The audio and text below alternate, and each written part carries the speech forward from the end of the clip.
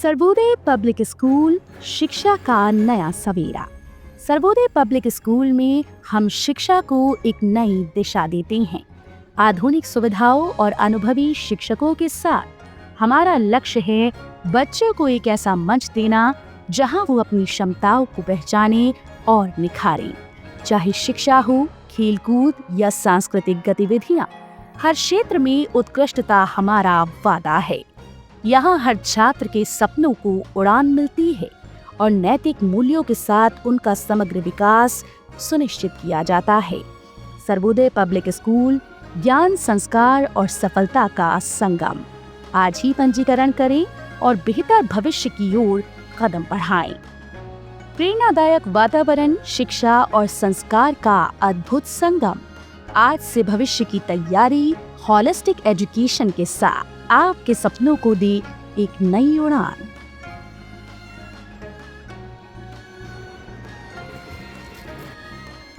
Health corner विश्वास का दूसरा नाम। 1986 से सिधारी रामलीला मैदान पर उच्च कोटि की एलोपैथिक दवाओं का एकमात्र भरोसेमंद ठिकाना। उचित दाम, कुशल व्यवहार और तेज सेवा। अब घर बैठे पाएं दवाएं सिर्फ एक कॉल पर। हेल्थ कॉर्नर आमिर एजाज साहब के साथ आपकी सेवा में। संपर्क करें 9935906912। आजमगढ़ में समाजवादी पार्टी के सांसद धर्मेंद्र यादव ने भाजपा सरकार पर तीखा हमला बोला। उन्होंने आरोप लगाया कि प्रदेश सरकार सुनियोजित तरीके से जनहित से जुड़े विकास कार्यों को या तो बंद कर रही है या निजी हाथों में सौंपने की साजिश करे।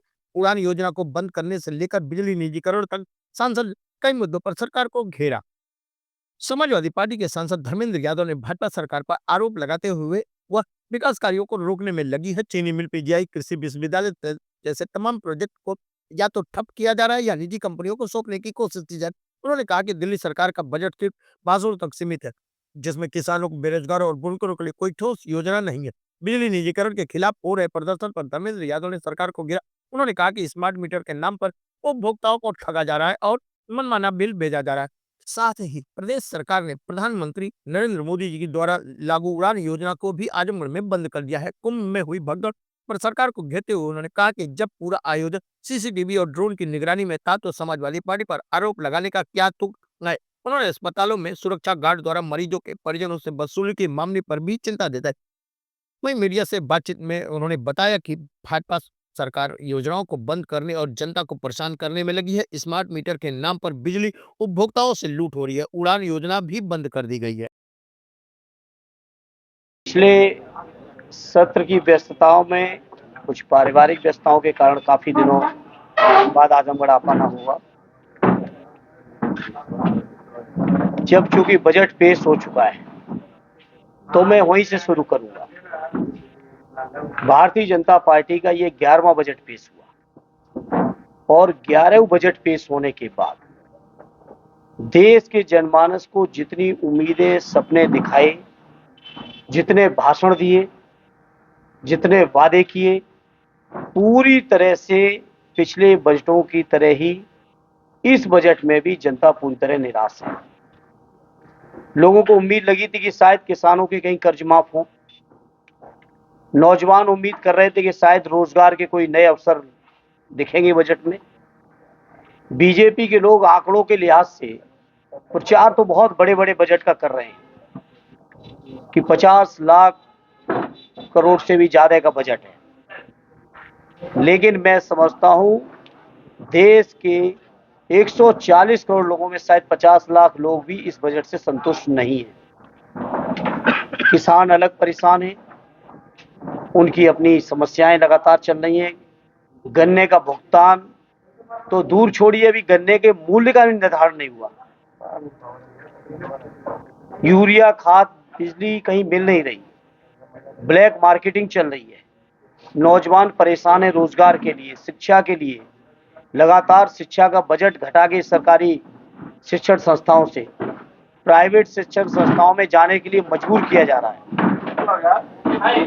मजदूरों को कोई राहत नहीं, सरकारी नौकरी वालों को कोई राहत नहीं, बुनकर भाइयों के लिए कोई योजना नहीं।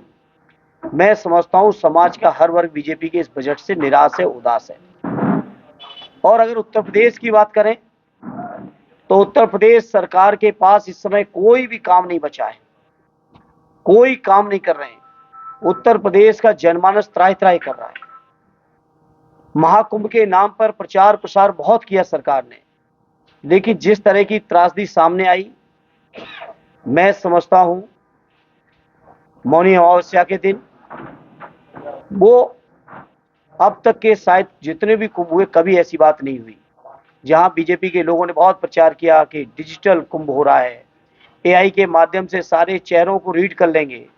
आंकड़े भी मुख्यमंत्री जी दिखा रहे हैं कितने करोड़ लोगों को उन्होंने वहां संगम स्नान किया है, लेकिन आज तक इस बात का आंकड़ा नहीं आया कि कितने लोगों की भगदड़ में मौत हुई, कितने लोग अभी भी गायब हैं, जो गायब है वो किस अवस्था में, उसके बारे में आज तक मुख्यमंत्री और पूरी सरकार की तरफ से कोई भी बयान नहीं आया। तो बीजेपी ने चाहे दिल्ली की सरकार हो चाहे यूपी की सरकार हो पूरी तरह से निराश किया है। और हम आप सब जब आजमगढ़ में बैठे हैं तो मैं समझता हूं आजमगढ़ के लोगों के साथ तो बीजेपी के लोगों का विशेष तौर पे उपेक्षा लगातार कर रहे हैं। आज हम जब आजमगढ़ में बैठे तो बात करें तो यहाँ के किसान परेशान हैं। कहीं नहरों में सिंचाई के लिए पानी उपलब्ध नहीं है, कहीं सरकारी संस्थाओं में खाद नहीं मिल रही है, कहीं गन्ने की पर्चियां नहीं मिल रही हैं, और पर्चियां दी जा रही तो ये कह दिया जा रहा कि 3 दिन के अंदर गन्ना तैयार करके मिल में पहुंचाओ। स्वाभाविक है, व्यवहारिक तौर पर किसी भी किसान के लिए पर्ची मिलने के 3 दिन के अंदर गन्ना तैयार करके मिल में पहुंचा पाना व्यवहारिक तौर पर संभव नहीं है। और जब वो गन्ना लेके पहुंच रहे हैं तो उनकी पर्चियां इनवैलिड कर दी जा रही है, एक्सपायर कर दी जा रही है। तो किसान पूरी तरह परेशान है, चाहे गन्ने के भुगतान को लेकर, गन्ने की खरीद को लेकर, खाद को लेकर, सिंचाई के पानी को लेकर। बिजली की व्यवस्था आप सबको पता ही है, बिजली से सिंचाई के लिए किसानों को बिजली समय से उपलब्ध नहीं, कहीं थोड़ी बहुत उपलब्ध भी है तो इतने फर्जी बिल बन के आ रहे हैं, जो 2-4 हजार के बिल आने चाहिए वो लाखों में आ रहे हैं। और ये केवल किसान ही नहीं, इससे तो मैं सोचता हूँ बिजली के सारे उपभोक्ता, आप सब लोग भी परेशान होंगे। जिस तरह के बिजली के नए मीटर आ रहे हैं बिल बढ़ाने वाले, और फिर अधिकारी कर्मचारियों के साथ लेन देन करके बिल कम हो जा रहे हैं। ये सब चीजें आपके सामने हैं। नहरों की पानी का मैंने जिक्र किया, सिंचाई में पूरे जिले में कहीं भी किसी भी नहर में कोई पानी उपलब्ध नहीं हो रहा है। थाना तहसील लूट का अड्डा बन चुके हैं, भ्रष्टाचार का केंद्र बन चुके हैं। कोई भी प्रशासन के लोगों की, अपने कर्मचारियों के ऊपर कोई ऐसा कंट्रोल नहीं है कि जनता को निष्पक्षता के साथ, ईमानदारी के साथ प्रशासनिक व्यवस्था मिल सके। बिजली विभाग लगातार धरने बैठा है 1 महीने से निजीकरण को लेकर, क्या कहना? मैं समझता हूं बिजली विभाग को निजीकरण किसी कीमत पे नहीं जाना चाहिए। और ये बीजेपी के लोग जब विपक्ष में थे तो निजीकरण के खिलाफ सबसे ज्यादा आंदोलन कर रहे थे, और आज केंद्र की बड़ी से बड़ी संस्थाओं से लेकर छोटी से छोटी नीचे की यूनिट्स तक को बीजेपी के लोग निजी हाथों में बेच रहे हैं, मनमाने तरीके से बेच रहे हैं, अपने कुछ पसंदीदा लोगों को बेच रहे हैं, और पूरे देश और प्रदेश की व्यवस्था उनके हाथ में देना चाहते हैं। समाजवादी लोग इस तरह के निजीकरण के खिलाफ हैं। खोखली हो रखी है, लगातार देश के ऊपर कर्ज बढ़ता चला जा रहा है। आप सोचिए कि 1,95,96,000 करोड़ तक कर्ज हो चुका है देश के ऊपर,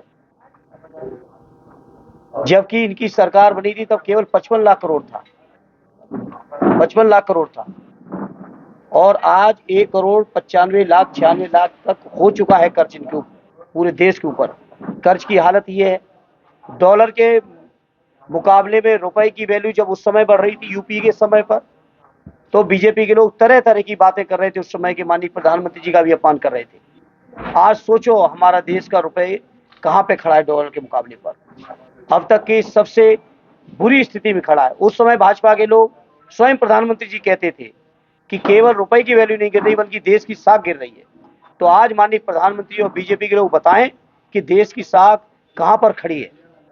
मैं समझता हूं बीजेपी की सरकार में, चाहे लखनऊ में हो या दिल्ली में, दोनों सरकारों ने मिलकर देश की साख को भी गिराया है, देश की अर्थव्यवस्था को गिराया है, देश को तमाम तरह की परेशानियों में झोंका है। चुनौतियों में झांका है, कोई भी समस्या का समाधान नहीं किया है इन्होंने। सांसद जी, एक सवाल है, दिल्ली में जिस तरीके से हादसा हुआ है रेलवे स्टेशन पे, ये अपने आप में बहुत सवाल खड़े करता है, क्या रिएक्शन है इस पे आपका? बहुत दुर्भाग्यपूर्ण है और मैं समझता हूँ कठोरतम कार्रवाई होनी चाहिए। जो लोग भी दोषी हैं इस तरह के नहीं होने चाहिए, इसी तरह के हादसे को कोई भी स्थान नहीं होना चाहिए। लोगों की जान की कीमत को समझना चाहिए। हालांकि बीजेपी के लोग इतने संवेदनहीन हैं कि इनकी नजरों में लोगों की जान की कोई कीमत नहीं है। कुंभ के नाम पर जहां इतने लोगों की जान गई हो, वहां पे आप सोचिए, बड़े बड़े संतों ने कहा कि इस तरह के हादसे के बाद फूल बरसाने से लेके वहां तमाम चीजें नहीं होनी चाहिए थी, वो भी की। तो ये बीजेपी के लोग संवेदनहीन लोग हैं। अच्छा, जिस तरीके से दुष्प्रचार किया गया है कि 144 साल के बाद ये कुंभ आया है, इस तरीके की भी बातें सामने आ रही है। लालू प्रसाद यादव का भी अभी बयान आया है जिसमें उन्होंने बताया है कि ये सब बेकार की चीजें हैं, इसको लेकर क्या कहें? देखिए, मैं तो खुद इलाहाबाद रहा हूँ, 2001 के कुंभ के समय में वहां का छात्र भी था। अनमूनन देखी है, कोई न कोई हर कुंभ में ही इस तरह की चर्चा हुई है। अब वो क्या है वो संत लोग जाने, लेकिन हम इतना जरूर कह सकते हैं बीजेपी के लोगों ने प्रचार प्रसार के अलावा कुछ भी नहीं किया। व्यवस्था के नाम पे किया नहीं कुछ। जहां मुख्यमंत्री जी कहते थे हमने 1 करोड़ लोगों की व्यवस्था की है स्नान की, और अभी 2 दिन पहले बयान दिया कि 49 करोड़ लोगों ने किया, तो उनकी व्यवस्था से तो अभी आधे लोगों ने स्नान किया। वो अगर मुख्यमंत्री जी की बात को ही माना जाए, फिर ये भगदड़ क्यों हुई, फिर ये अव्यवस्था क्यों हुई, फिर ये पिछले कई हफ्तों से लगातार 2-2, 3-3, 4-400 किलोमीटरों के जाम क्यों लग रहे हैं? आखिर व्यवस्था कहाँ है उनकी? सांसद जी, जो आपने कुंभ में घटना की बात कही है, विपक्ष तो समाजवादी एंगल से उसको देख रहा है। उनका ये कहना है कि वर्षों से समाजवादी पार्टी के कार्यकर्ता है और वहां पर उन्होंने एक उत्तेजित नारे लगाए और धक्का दिया और इस तरह की चीजें। नहीं, इससे ज्यादा अशोभनीय बात कोई हो नहीं सकती, कोई नहीं हो सकती। आखिर उनके ड्रोन कहाँ गए, उनके सीसीटीवी कहाँ गए, उनको जो एआई से लोगों को आइडेंटिफाइड कर रहे थे वो कहाँ गए? इस तरह की बातें नहीं करनी चाहिए। जिस किसी ने भी की है उसको सोचना चाहिए, या फिर तो उसकी बुद्धि पर ही तरस आ सकता है। इससे ज्यादा मैं कुछ कहूंगा। कार्रवाई को लेकर के क्या कहें? अभी रेलवे की तरफ से कोई कार्रवाई का आश्वासन नहीं दिया गया है, लापरवाही है, क्योंकि जब एक स्टेशन पे ट्रेन आने वाली थी तो उसको डाइवर्ट दूसरे स्टेशन पे किया गया है। तो इसी तरह की घटना पिछले कुंभ में जब आदरणीय राष्ट्रीय अध्यक्ष जी मुख्यमंत्री थे उत्तर प्रदेश के, इलाहाबाद के में भी इसी तरह की गई थी। ये करने का जिस किसी की भी गलती है, जो भी दोषी है, उस पर कठोरतम कार्रवाई होनी चाहिए। लोगों से की जान से खेलने का अधिकार और हक किसी को नहीं है। सांसद जी, आजमगढ़ के विकास के लिए जितना बजट का आवंटन होना चाहिए, जो कार्य योजना वगैरह है वो नहीं आ रही है, स्मृतियां नहीं हो रही है, इसको लेकर क्या कहना है? मैं बताऊं, अगर केंद्र सरकार की बात शुरू करूं तो आजमगढ़ की तो अकेले बात छोड़िए, पूरे उत्तर प्रदेश का नाम नहीं है बजट में कहीं। आप गूगल कर लीजिएगा, फाइनेंस मिनिस्टर का भाषण पढ़ लीजिएगा, पूरे उत्तर प्रदेश का ही कहीं नाम नहीं है। और अगर उत्तर प्रदेश की सरकार की बात करें तो आजमगढ़ चूंकि समाजवादियों का गढ़ है, सदैव नेताजी आदरणीय राष्ट्रीय अध्यक्ष जी का ये क्षेत्र है, समाजवादियों को मानने वाला क्षेत्र है, तो इसकी तो लगातार उपेक्षा हो रही है। मुझे एहसास है इस बात का। यहाँ की सड़कों की मरम्मत का पैसा स्वीकृत नहीं हो रहा है, नई सड़कों का पैसा स्वीकृत नहीं है। यहाँ के ट्रांसफार्मर मैं समझता हूँ फूक जा रहे हैं तो महीनों महीनों नहीं बदले जा रहे हैं। हम तमाम जनप्रतिनिधियों ने यहाँ से लेके लखनऊ तक जाने कितनी चिट्ठियां लिख चुके हैं, जाने कितना प्रतिनिधिमंडल हमारे मिल चुके हैं माननीय विधायकों के। दिल्ली के अंदर संसद से लेके मुलाकातों तक जो करना चाहिए एक जनप्रतिनिधि के तौर पर, मैंने आदरणीय दरोगा जी ने और हमारे आसपास के सांसदों ने, चाहे वो घोसी के हों, अम्बेडकर नगर के हों, जौनपुर के हों, मछली शहर के हों, हम कई सांसदों ने मिलकर लगातार प्रयास किया है, लेकिन अभी भी कोई भी योजना उन्होंने नहीं सैंक्शन की है। एक सवाल ये था कि जो विधायक निधि है इसका खर्च नहीं हो पा रहा है। नहीं, वो लापरवाही कर रहे होंगे अधिकारी। ऐसा नहीं है, हम लोगों के पास तो इतना पैसा है, वो सॉरी इतना प्रस्ताव है, अगर अधिकारी दे पाए तो हम लोग एक दिन भी नहीं लगाएंगे प्रस्ताव देने में, इतने प्रस्ताव हैं। सांसद जी, रेलवे को लेकर के आपने कुछ पहल की है? मैं देखिए आज आजमगढ़ के मीडिया के प्रतिनिधि साथियों में आपके बीच कहूंगा, यद्यपि भारतीय जनता पार्टी की सरकार है, हम बहुत उम्मीद नहीं लगाए, लेकिन आजमगढ़ के लोगों ने जिस भरोसे के साथ समाजवादियों का साथ दिया है, मैं आजमगढ़ वासियों को भरोसा दिलाता हूं यहाँ की हर समस्या के प्रति अगर आपने रेल की चर्चा की तो चाहे बनारस से गोरखपुर रेल लाइन का सवाल हो, कई अंडरब्रिज ओवरब्रिज का सवाल है, लखनऊ और मुंबई के नई ट्रेनों का सवाल है। हर मुद्दे पर मैं सड़क से लेके संसद, संसद से लेके व्यक्तिगत अनुरोध तक मैं प्रयास जारी रखूंगा और तब तक जारी रखूंगा जब तक इन कामों को नहीं करा लूंगा। इसी तरह का भी सवाल मैंने उठाया था एनएचएआई के लोगों के सामने। ये जो हमारे जीएनपुर आजमगढ़ से लेके गोरखपुर का मार्ग है, राष्ट्रीय राजमार्ग हुआ है, जीएनपुर में जिस तरह का जाम लगता है, कल मैं गया था लाट घाट पे भी बहुत जाम था। इस तरह की जो भी समस्याएं हैं इनके लिए हम लगातार तत्पर हैं, हर मंच पर, हर स्तर पर न केवल उठा रहे हैं बल्कि हर संभव प्रयास कर रहे हैं। सांसद जी, आपने एनएचएआई का जिक्र किया, बहुत ही महत्वपूर्ण सवाल एक आपको मैं बताऊं। नेशनल हाई की जांच आप लोग करिएगा। मुझे आज ही शिकायत मिली है कि कुछ मरीजों के जो उनके अटेंडेंट लोग हैं उनके साथ भी मिसबिहेव किया जा रहा है। वहाँ गार्ड सिस्टम आप लोग जांच करिएगा, बाकी अधिकारियों से मैं बात करूंगा, मैं बात करूंगा अधिकारी। एक सठिया रेलवे क्रॉसिंग का मामला है। हर स्टेशन पर 2 क्रॉसिंग, सठिया में एक क्रॉसिंग बंद हुई और एक क्रॉसिंग जब आप चलेंगे तो रेलवे क्रॉसिंग से मऊ वाले रोड पर बीच में एक शराब ठेका है, वहाँ पर पटरी तो 1.5 फुट गहरा हो चुकी है और बीच भी टूट चुकी है और लोडर गाड़ी आती है, तमाम बच्चे बच्चियां पढ़ने जा रहे हैं, इतनी दुर्व्यवस्था। हालांकि इस मुद्दे को मैं उठा चुका हूं, लेकिन आज आपने जिक्र किया, मैं फिर से उठाऊंगा। सर, एक कम सड़क पर पटरी तो बन जाए जो है आने जाने के लिए। है सांसद जी, आजमगढ़ में अंबिकापुरी धाम आजमगढ़ की आध्यात्मिक केंद्र है, आध्यात्मिक राजधानी है और आज 45 सालों में सबसे ज्यादा उपेक्षा उस केंद्र का हुआ है। उसके लिए कॉरिडोर की मांग कर पिछली बार भी हमने कई बार कट रहे हैं कि कोई सुन नहीं, और इवन विधानसभा के अंदर उससे प्रश्न के रूप में क्यों नहीं उठाया जा रहा है? या हमारे विधायक लोग सुन रहे हैं, हमारे माननीय विधायकगण बैठे हैं, इसको उठाएंगे।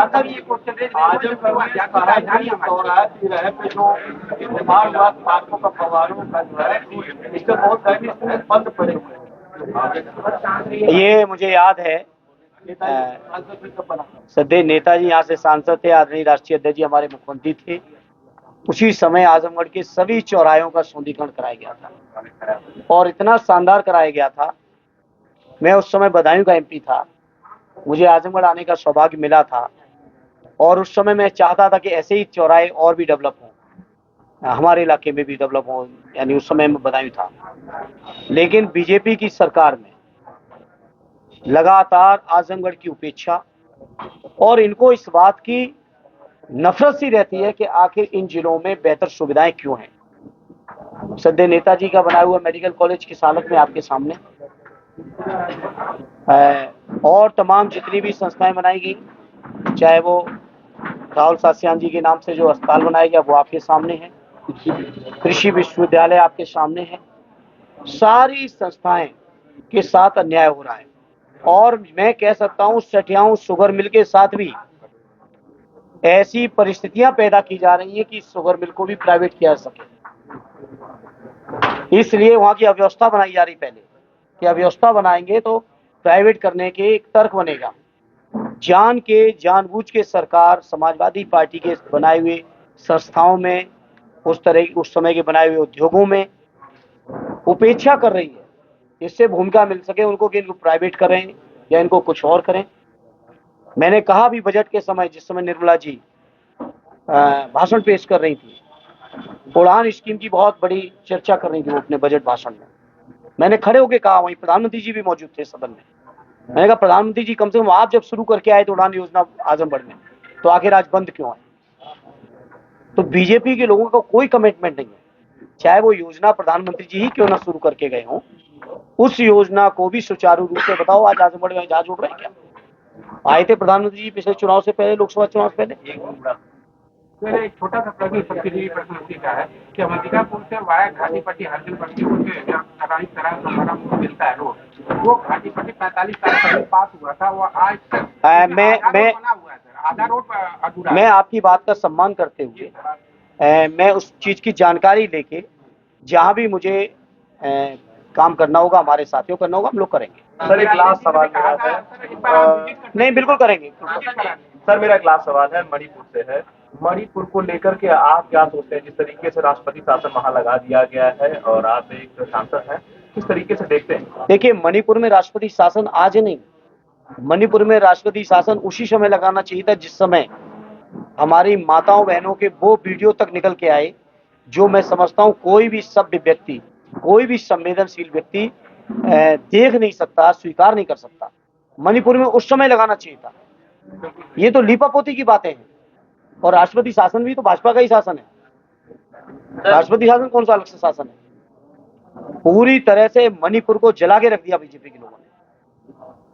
ये तो अमेरिका सपा कार्यालय की जमीन यहाँ ली गई, लेकिन 20 साल से ऊपर हो गया, कार्यालय नहीं बना है। इतना बढ़िया कार्यालय समाजवादियों का बन के तैयार है, आपको पता ही नहीं।